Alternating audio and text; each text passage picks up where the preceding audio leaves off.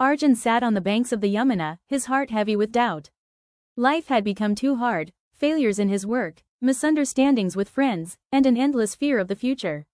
He closed his eyes and whispered, "Why is my life like this? Why doesn't God help me? Maybe I am truly alone." Just then, a gentle sound of the flute floated in the air.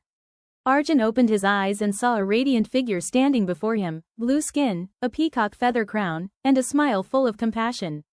It was none other than Lord Krishna. "Why are you so troubled, dear friend?" Krishna asked. "Because nothing is going right.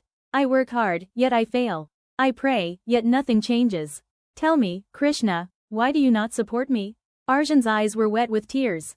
Krishna smiled knowingly. "Arjun, when a teacher tests his student, does he give the answers during the exam?"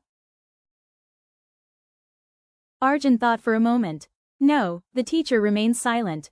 "Exactly," Krishna said. "In your silence, in your struggle, I am there, watching, guiding, giving you the strength to write your own answers. My silence does not mean my absence. It means I trust your ability to rise." "But why so many obstacles?" Arjun asked. Krishna plucked a flower nearby and held it up. "See this lotus? It blooms beautifully, but only because it grows in mud. Without mud, there is no lotus. Without struggle, there is no strength.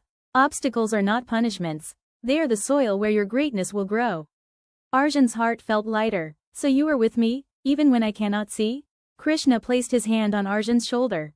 "Always. Remember, I give no one a life without struggle. But I give everyone the courage to face it. Walk your path with faith, and you will never walk alone." With those words, Krishna disappeared, leaving behind the sweet echo of his flute. Arjun closed his eyes again, but this time not in despair. He felt courage rising within him.